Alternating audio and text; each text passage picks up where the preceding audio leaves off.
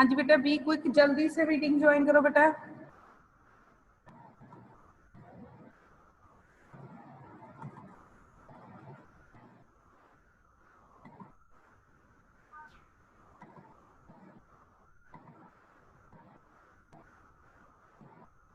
ठीक है बेटा।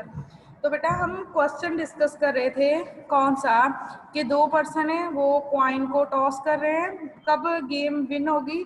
अगर बेटा क्या हुआ हमारे पास, अगर बेटा क्या हुआ, अगर जहाँ तो ए को हेड ऑब्टेन हो गया, जहाँ बेटा किसको हेड आ गया, बी को। ठीक है, उसके बाद बेटा जी हम लोगों ने डिस्कस किया था कि प्रोबेबिलिटी ऑफ हेड क्या है हमारे पास, probability of getting a head is 1/2। ठीक है, प्रोबेबिलिटी ऑफ हेड बेटा हमारी क्या है, 1/2। एंड बेटा सिमिलरली प्रोबेबिलिटी ऑफ टेल मेरी क्या आ जाएगी, probability of tail is also 1/2। ठीक है, अब बेटा लेट अस सपोज जैसे कि वो अल्टरनेटिवली कॉइन को टॉस कर रहे हैं, हम लोग ये सपोज करते हैं कि बेटा ए जो है वो गेम को स्टार्ट करेगा। ठीक है, लेट द प्लेयर ए, बेटा कोई ना कोई तो गेम को स्टार्ट करेगा। हम लोग क्या सपोज करते हैं, let the player A start the game. ठीक है, कि जो बेटा प्लेयर ए है वो क्या कर रहा है, गेम को स्टार्ट। ठीक है, अब बेटा अगर फर्स्ट टाइम ए ने कॉइन टॉस किया तो सेकंड टाइम कौन कॉइन टॉस करेगा, बी। ठीक है, फिर बेटा बी के बाद फिर ए कॉइन टॉस करेगा, फिर बी कॉइन टॉस करेगा, ऐसे ही बेटा अल्टरनेटिवली वो कॉइन टॉस करेंगे। तो इसका मीनिंग है बेटा जहाँ तो ए जो है वो फर्स्ट अटेम्प्ट में ही विन हो जाएगा। ठीक है, और बेटा जहाँ क्या होगा, फिर वो किस अटेम्प्ट में विनिंग पोजीशन पर पहुंचेगा, थर्ड अटेम्प्ट में। थर्ड के बाद बेटा किस पोजीशन में वो विनिंग अटेम्प्ट में पहुंचेगा, फिफ्थ में।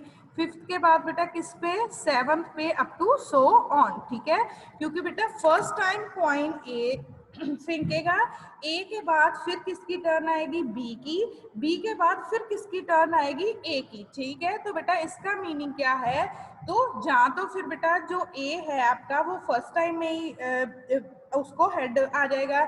जहाँ बेटा अगर फर्स्ट टाइम में उसको टेल हुआ तो फिर सेकंड टर्न किसकी होगी, बी की, बी के बाद बेटा फिर उसकी कौन सी टर्न होगी, थर्ड टर्न। ठीक है, तो बेटा अब अगर ए फर्स्ट में नहीं आया उसको बेटा हेड, तो किस में आएगा, थर्ड में, अगर थर्ड में नहीं आया फिफ्थ, अगर फिफ्थ में भी नहीं आया तो सेवंथ में। ठीक है, तो बेटा अगर मैं probability of A winning find करती हूँ कि प्रोबेबिलिटी ऑफ विनिंग ए, ठीक है, कि probability A wins the game. ठीक है, ए विंस द गेम। ठीक है, तो बेटा वो मेरे पास क्या आ जाएगी, probability A wins the game is, बेटा वो क्या आएगी, जहाँ तो बेटा यहाँ पे हम कंडीशन अप्लाई करेंगे, probability A wins the game क्या आएगा बेटा, जहाँ तो ए कहाँ पे विन करेगा, फर्स्ट कंडीशन में, जहाँ बेटा किस में आएगा, ए विंस इन अ फर्स्ट, होगा थर्ड में,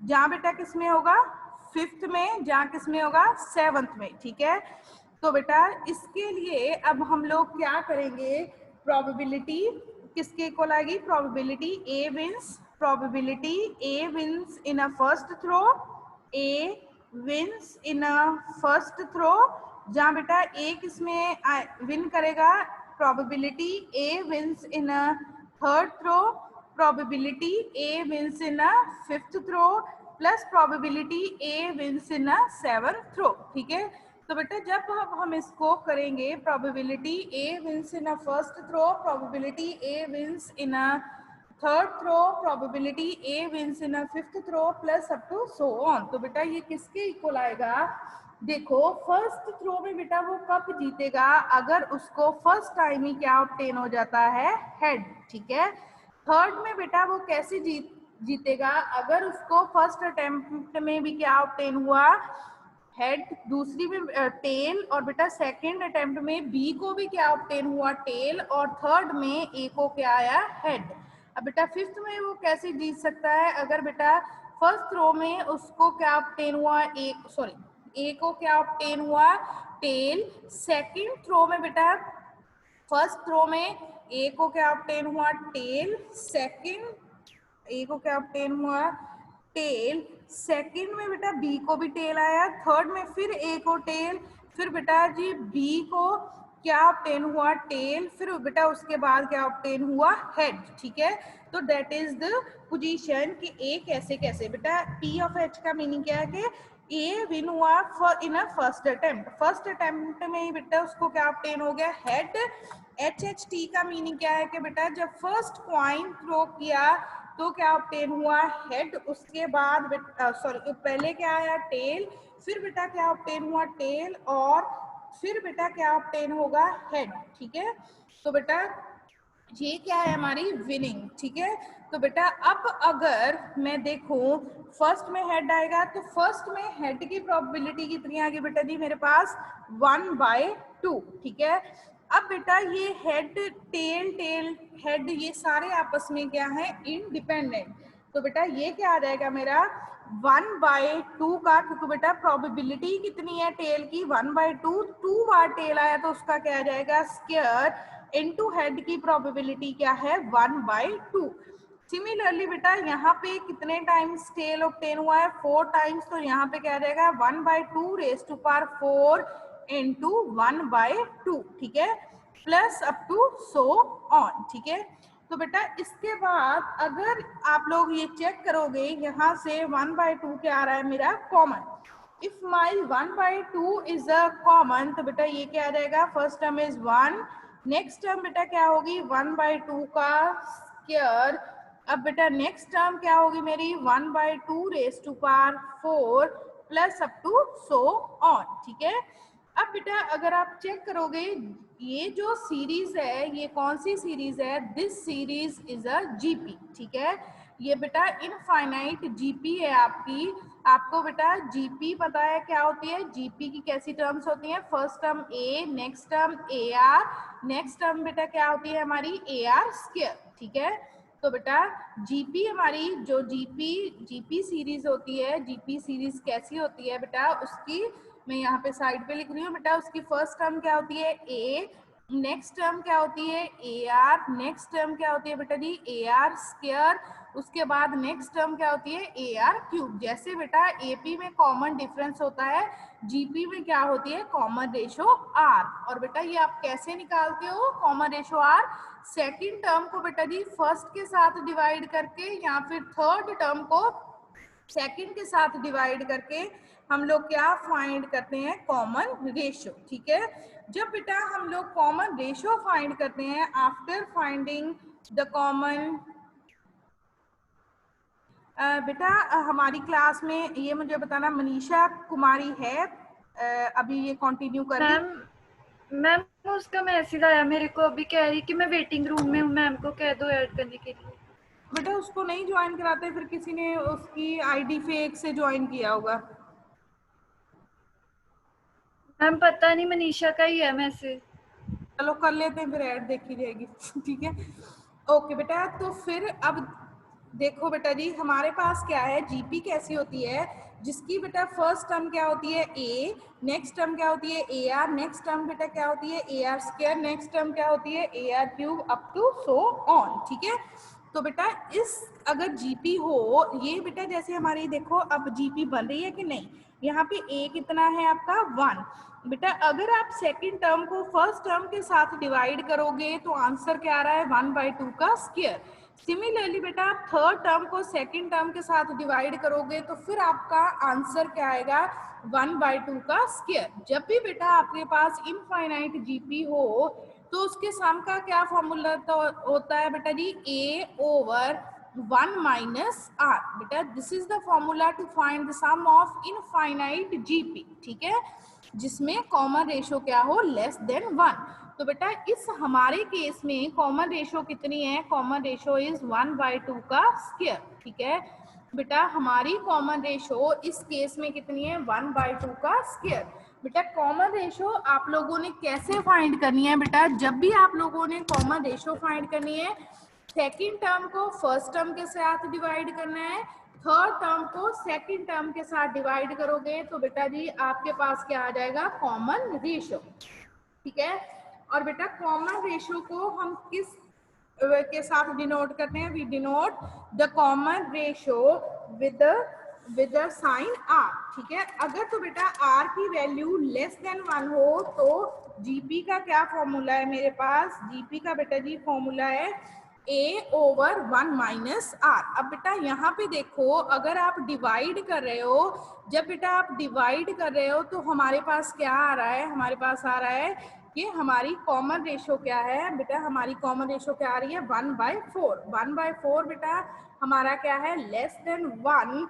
1/4 क्या है बेटा जी? Less than 1। तो बेटा उस केस में हम अब ये फॉर्मूला अप्लाई करेंगे to find a sum of infinite GP, ठीक है, to find the sum of infinite GP, ठीक है।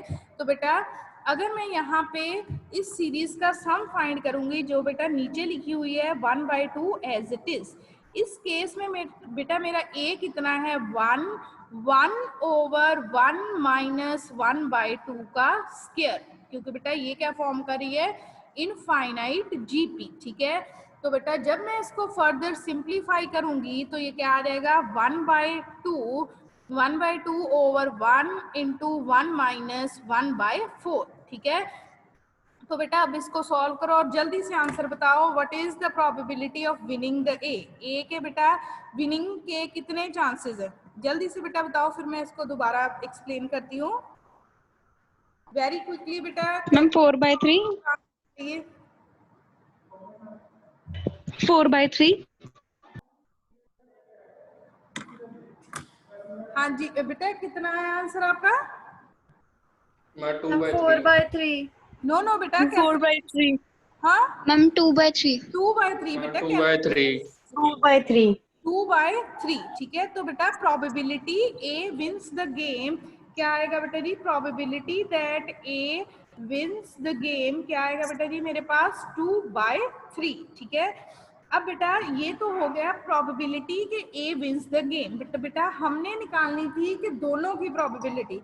अब बेटा अगर मैं देखती हूँ कि probability that B wins the game, ठीक है, probability that B wins the game, अगर बेटा बी विन करेगा तो ए क्या होगा? ए गेम को क्या करेगा? लॉस, ठीक है। तो बेटा वो मेरी प्रोबेबिलिटी कितनी आ जाएगी? 1 माइनस 2/3। तो बेटा वो कितनी आ गई हमारी प्रोबेबिलिटी? 1/3, ठीक है। बेटा ये क्वेश्चन इंपॉर्टेंट है क्योंकि इस क्वेश्चन में क्या कंसेप्ट यूज हो रहा है बेटा? इस क्वेश्चन में कंसेप्ट यूज हो रहा है इनफाइनाइट जीपी का, ठीक है। बेटा मैं दोबारा आप लोगों को एक बार एक्सप्लेन करती हूँ। क्वेश्चन क्या था बेटा हमारे पास के दो प्लेयर्स थे ए एंड बी। बेटा वो क्वाइन को टॉस कर रहे थे अल्टरनेटिवली, ठीक है। तो बेटा जब वो अल्टरनेटिवली क्वाइन को टॉस कर रहे थे तो एक प्लेयर कब गेम को विन करेगा? अगर उसके क्वाइन पे क्या आता है? हेड, ठीक है। तो बेटा हमने प्रोबेबिलिटी निकालनी थी कि दोनों ए के विनिंग की probability and what is the probability of winning a B, ठीक है। सबसे पहले बेटा हम लोगों ने प्रोबेबिलिटी ऑफ हेड, आपको पता है अगर हम क्वाइन टॉस कर रहे हैं तो प्रोबेबिलिटी ऑफ हेड कितनी होती है? 1/2, ठीक है। और बेटा प्रोबेबिलिटी ऑफ टेल भी क्या होती है हमारी? 1/2, ठीक है। उसके बाद बेटा जी हम लोगों ने आफ्टर दैट उसके बाद बेटा जी हम लोगों ने क्या लिखा प्रोबेबिलिटी कि ए गेम को क्या कर रहा है? स्टार्ट। तो बेटा अगर ए गेम स्टार्ट कर रहा है तो हो सकता है बेटा ए फर्स्ट टाइम में ही जीत जाए, उसको क्या obtain हो जाए? हेड, ठीक है। हो सकता है बेटा हो सकता है बेटा अगर वो फर्स्ट टाइम में नहीं जीता, हो सकता है फिर अगर वो फर्स्ट थ्रो में नहीं जीता तो सेकंड टर्न किसकी होगी? बी की। फिर बी के बाद बेटा ए की टर्न आएगी तो वो किस टर्न में जीतेगा? थर्ड टर्न में। अगर बेटा वो थर्ड में नहीं जीत रहा तो किस में जीतेगा? फिफ्थ में, ठीक है। तो बेटा probability of A winning in a first और अ थर्ड और अ फिफ्थ अटेम्प्ट। फर्स्ट में अटेम्प्ट में जीतने का मीनिंग क्या है बेटा? ए को फर्स्ट टाइम ही क्या ऑब्टेन हो जाता है? हेड। अब बेटा अगर वो थर्ड टाइम जीता है, थर्ड टॉसिंग में जीता है तो बेटा क्या होगा? तो हमारे पास क्या होगा बेटा जी? फर्स्ट में क्या आएगा? टेल। सेकंड में भी क्या होगा? टेल। बेटा ये टेल किसका है? ए का। ये टेल किसका है? बी का। और बेटा फिर ए को क्या ऑब्टेन होगा? हेड, ठीक है। यहाँ पे बेटा फिर this tail is for a A, this tail is for a B, A, B and A, ठीक है।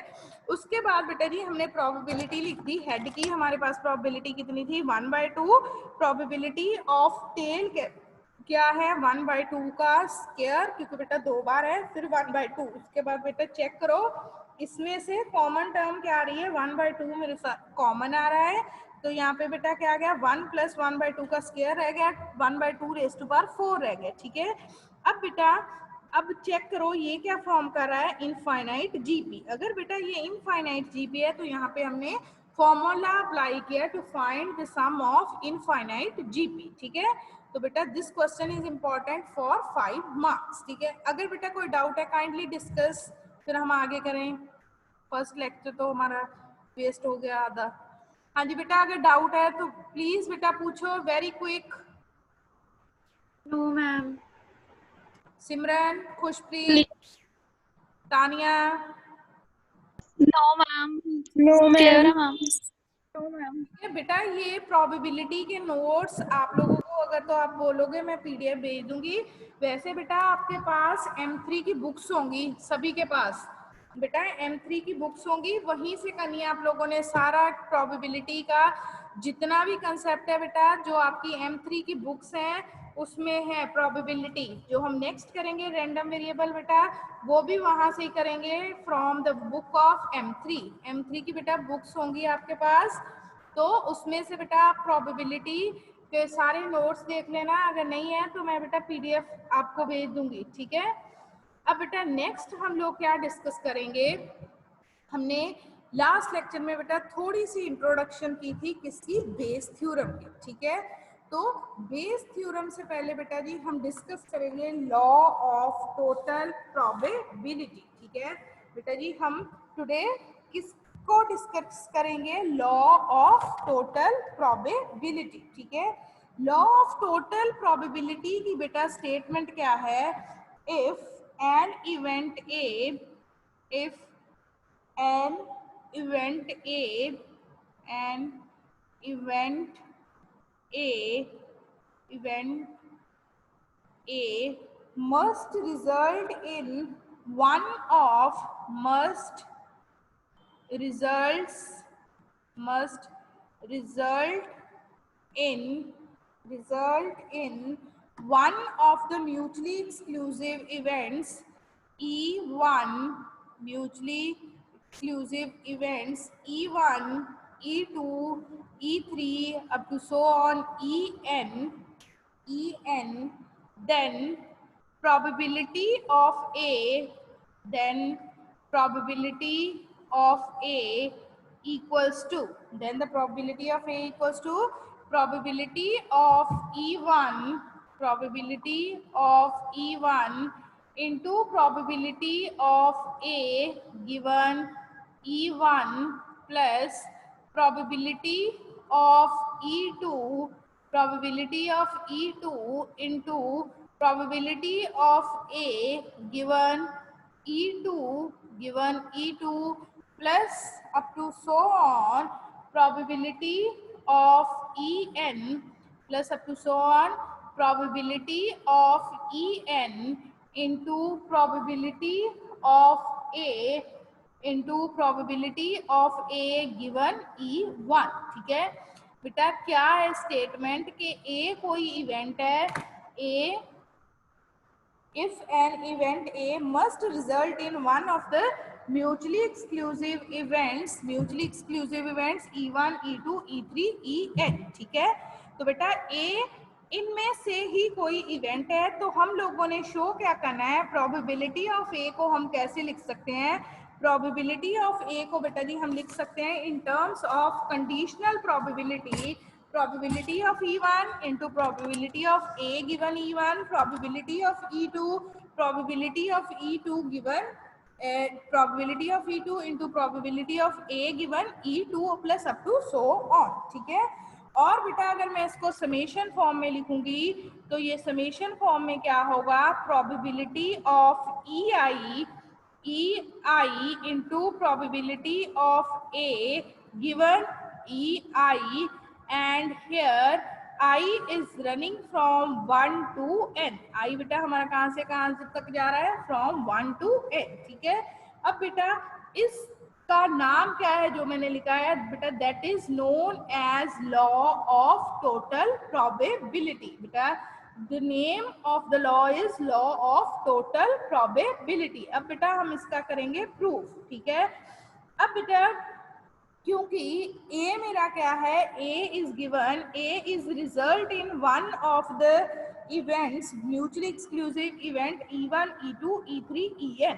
ये बेटा इनमें से ही कोई ना कोई इवेंट का रिजल्ट है। ठीक है, A is the result from these n events. ठीक है, तो बेटा ए क्या होगा, A is equals to A intersection with E1 union E2 union E3 up to so on union EN। ठीक है, ये बेटा कैसे लिखा, क्योंकि A क्या है मेरा स्मॉल सेट और E1 union E2 union E3 union EN क्या होंगे, कंप्लीट बड़े से एक बेटा कंप्लीट सैंपल स्पेस हो जाएगा। ठीक है, तो बेटा उसमें से हमारे पास अगर हम इंटरसेक्शन देखेंगे तो एक ही इवेंट हमारे पास इंटरसेक्शन में आएगा। ठीक है, अब बेटा उसके बाद यहाँ पे मैं रूल अप्लाई कर रही हूँ कि intersection is distributed over a union. ठीक है, तो बेटा हम इसको कैसे लिख सकते हैं,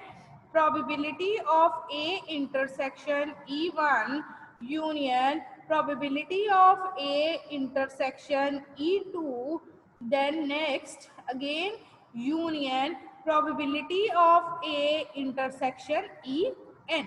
ठीक है, अब बेटा यहाँ पे क्या यूज हुआ कि intersection is distributed over a union. ठीक है, अब बेटा गिवन क्या है मेरे पास, ई जो है E1 E2 E3 वो सारे क्या है बेटा म्यूचुअली एक्सक्लूसिव। ठीक है, जनरली बेटा मैं डिनोट कर रही हूँ all the EI and EJ, EI and EJs are mutually exclusive. EI and EJ are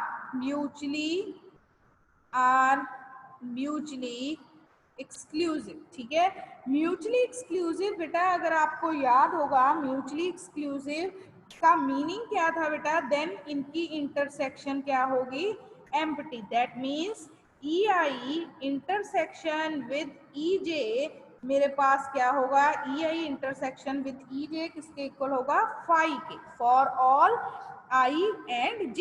for all I and J का मीनिंग क्या है बेटा, चाहे मैं I की वैल्यू 1 पुट कर दूं, चाहे 2 पुट करूं, 3 पुट करूं, 4 पुट करूं, up to so on n। Similarly चाहे बेटा मैं J की वैल्यू 1 पुट करूं, 2 पुट करूं, 3 पुट करूं, up to so on n, तो ये रिजल्ट मेरा क्या होगा, होल्ड। ठीक है, अब बेटा उसके बाद क्योंकि ये इवेंट्स क्या हैं, म्यूचुअली बेटा इवेंट्स क्या है, म्यूचुअली एक्सक्लूसिव, तो इनकी इंटरसेक्शन मैंने क्या लिख दी कि इनकी इंटरसेक्शन क्या होगी, एम्प्टी, जहाँ क्या होगी इंटरसेक्शन क्या होगी, डिसजॉइंट। ठीक है, अब बेटा उसके बाद अगर ये E1 E2 EN mutually exclusive events हैं तो ए भी इनमें से ही एक है, तो बेटा ए की इंटरसेक्शन भी बाकी E1 E2 E3 के साथ क्या होगी, ए के साथ क्या होगी, फाई। ठीक है, क्योंकि बेटा ए क्या है, ए इन्हीं में से एक इवेंट है,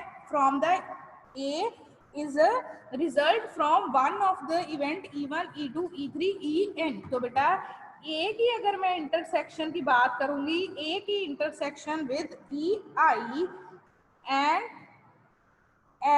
ई की इंटरसेक्शन बेटा अगर हम बात करते हैं विद द EJ।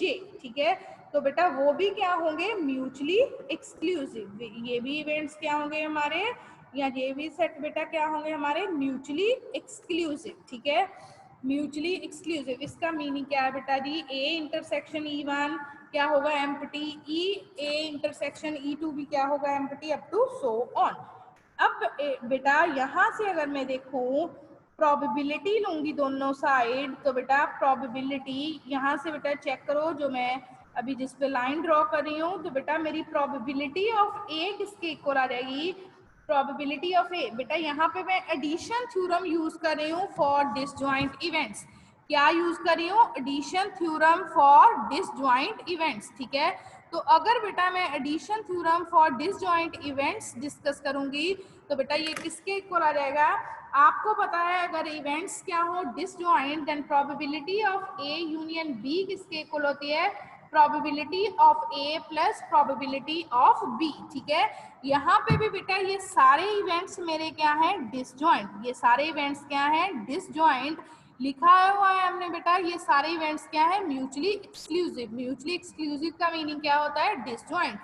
तो बेटा मेरी प्रोबेबिलिटी ऑफ ए किसके आ जाएगी equal, probability of A equals to probability of A intersection E1 plus probability of A intersection E2 plus probability of A intersection with probability of A intersection with EN, ठीक है।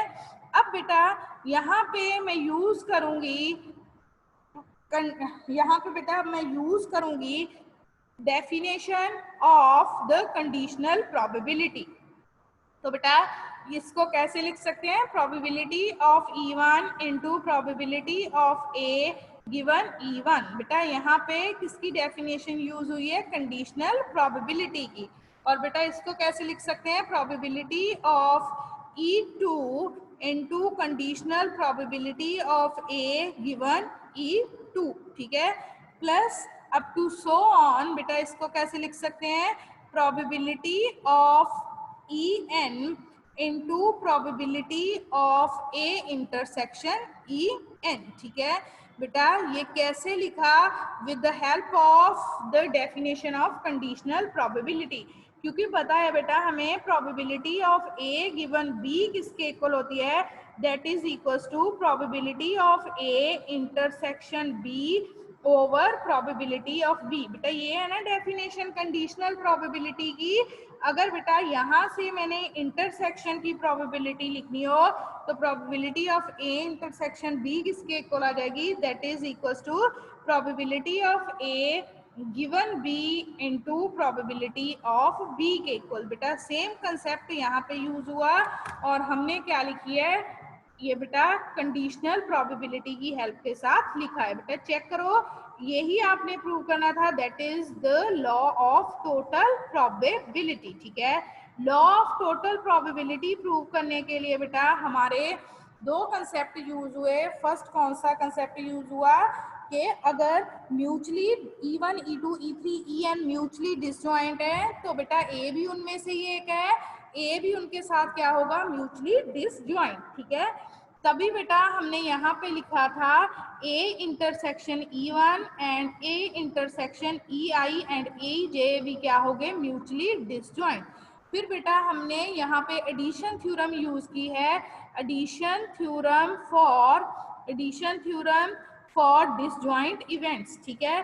फिर बेटा उसके बाद यहाँ पे हम लोगों ने क्या यूज किया है, यहाँ पे बेटा जी हम लोगों ने यूज किया है डेफिनेशन, डेफिनेशन बोल सकते हो आप बेटा जी, यहाँ डेफिनेशन बोल सकते हो, किसकी यूज की है, डेफिनेशन ऑफ कंडीशनल प्रोबेबिलिटी, ठीक है बेटा। This law is known as law of total probability, ठीक है। नेक्स्ट बेटा हम नेक्स्ट लेक्चर में डिस्कस करेंगे जो बाकी हमने नेक्स्ट डिस्कस करना है, या अगर इसमें कोई भी डाउट हुआ तो बेटा नेक्स्ट लेक्चर में हम लोग डिस्कस करेंगे।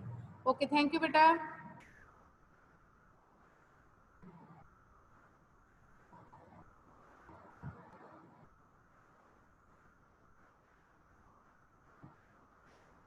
पता नहीं केड़ा कुत्ता सीगा हाथी कर दिया मैं।